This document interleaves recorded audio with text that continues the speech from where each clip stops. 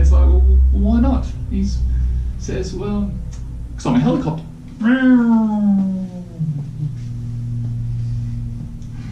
Okay, settle down, I know. It's quite a humorous story, Now, that ties us in actually, because who in this class can point now to their humerus bone in their body? Yes, well done. So that obviously is the humerus bone here. Shoulder to elbow, humerus. It's a big one there, most people should know that one. So obviously, silly story, humerus bone. Now, what way does a helicopter's propellers rotate? Anyone? Yes, a circle. Right, so helicopters go in a circle. So say we've got a circle, dot in the middle of the circle, go to the outside. What's that called? Anyone? Yes, radius. Okay, so we've got the humerus bone. Now, who can point to their radius bone in their body? Anybody? Yes, radius. Arm bone, radius, humerus. Okay, now we've all had a little bit of fun. Let's get into the lesson. You guys can see the lesson objectives up there. Also today we're learning about the anatomical terms of movement. Pretty big one. That's the key objection. That's what we want to try and find out. Identify muscles, understand multiple movements, all these things that we're going to start learning, guys. So the key with this lesson is, there's a little bit of background knowledge here, a few questions. So who can tell me the location of the gastrocnemius muscle? Yeah, okay, yeah, gastrocnemius, yes, right, okay.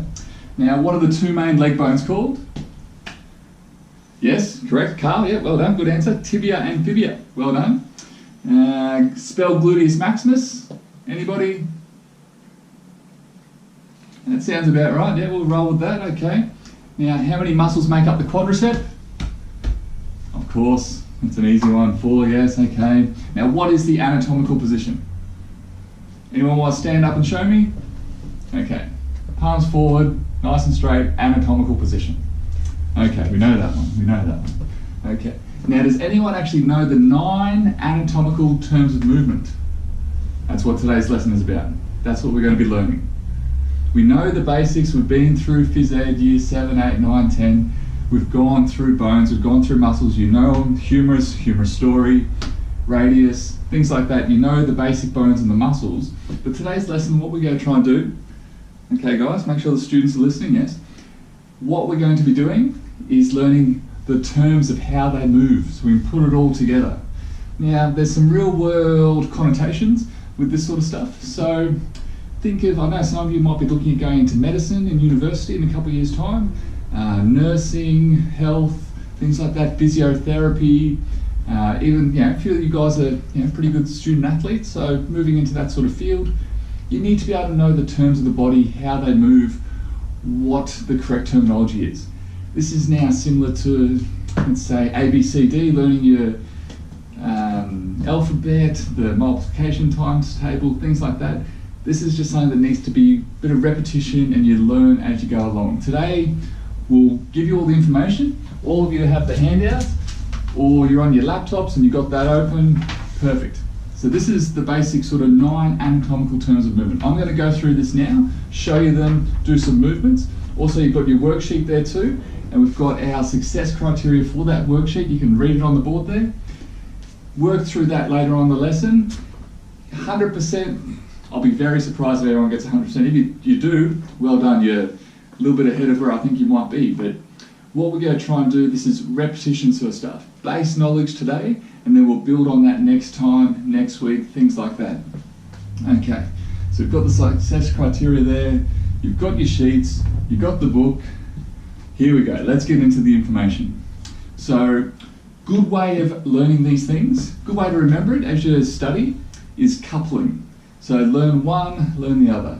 One goes one way, one goes the other way, opposite reaction, things like that. So it's an antagonist movement. Now the first two are pretty common, you've probably heard of them before.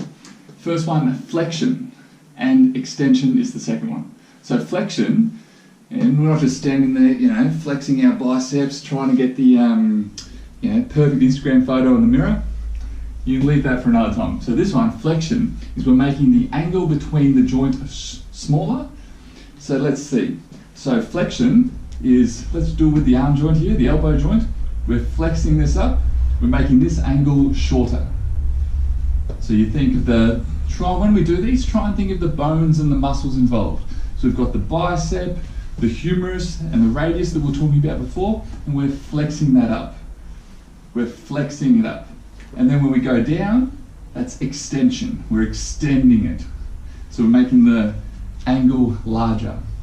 If you want to do it in your seats there, you four students can do that as well at the front here. So we're flexing and extending. Flexing, extending. Good way to remember them is coupling them together. One way, the other way. But while we're doing this, think of those bones, think of the muscles, biceps, triceps, all those sorts of things as we're going along. So flexion, extension, that's the first couple. Okay, then we're moving on to abduction and adduction. Pretty similar, they sound the same yet? What do you think, Carl? Sound pretty similar. Abduction with a B, AB, adduction with a D, AD. Now this is where moving things away and towards the midline of the body. Who remembers the midline of the body? We went through it before at the start. Anatomical position, yes. Midline of the body. I think we've got a pencil or a Nico, Sharpie. Draw a line right down our nose all the way. That's the midline of the body. Makes sense, doesn't it? Yeah, right in the middle. Okay, so abducting, we're taking something, let's pretend our arms. We're abducting our arms at the shoulder joint and we're moving these away from the midline of the body. Midline of the body, moving them away. That's abduction with a B. And then adduction with a D, similar to, most of you in the maths class, yeah? Maths class with Dr. Jones. So we're doing adduction, we're adding it to the midline of the body. Abduction, going away. Adduction with a D, adding, moving it towards the midline of the body. See where we're going? Okay, so it's the coupling, one way, the other way. A fun way I used to remember that one, might not be the most politically correct, guys, but if we're getting abducted, you're getting taken away, aren't you? Okay, so it's a little way that I used to remember it. So abduction, taking away, getting abducted. Let's hope none of that happens to us. So abduction, going away, adduction, coming back towards. Okay, so we've got the first two, second two. Okay, moving on. There's 9 of them. I'll go through all of them simply, and then with your worksheets, we can go through it together. We'll show you the YouTube. There's a few other ways of explaining it. Some of you might pick it up just by reading it. Others, you can see me doing it, might pick it up that way. So the next two, we've got medial rotation and lateral rotation. These terms are sounding familiar. We've kind of heard medial and lateral before, yes? Similar to abduction and adduction, medial we're turning inwards, lateral we're going outwards. So a good way of doing this, say our hip joints, medial rotation, rotating inwards, lateral rotation, rotating outwards. There's not just the one joint we can do with these. We can do it with our shoulder joint and our palm, medial rotation, lateral rotation. Okay, simple one there. Okay, what else have we got here? We've got elevation and depression. Pretty simple as well. Who knows what an elevator does? Yeah, I think I heard at the front here, Teddy, yeah, well done, good answer. Elevator goes up and down. So elevation, let's pretend our shoulders, we're elevating them up, and depression, what happens when you're depressed? You're a little bit upset, you're a little bit down in the dumps. Depression, going down. Elevation and depression. Simple. So we're going to try and do it in the pairs. It's a good way of getting your head around it, guys. Okay, so then we've got pronation and eversion, otherwise known as supination. Now, which one of you was the guy that works at Athlete's Foot? Yes. Okay, so you're familiar with this. You've heard of this before. You do it. Okay. Most people that go to Foot Locker, Athlete's Foot, Rebel Sport, buy a good pair of runner shoes, which I think most of you do. Or if you've got orthotics, you need pronation support if you're going inwards. Sounds familiar? We use this in everyday life, guys. It's a good way of sort of remembering it. So pronation, think of these as your feet. Pronation, you're going inwards. Supination, you're going outwards. So if you've got flat feet, you're pronating, and you need that arch support with your shoes to correct your alignment. Okay, so anatomical terms of movement. I can see a few heads nodding. Okay, so we're kind of getting there, guys. we're realizing that it's not that hard once you break it down.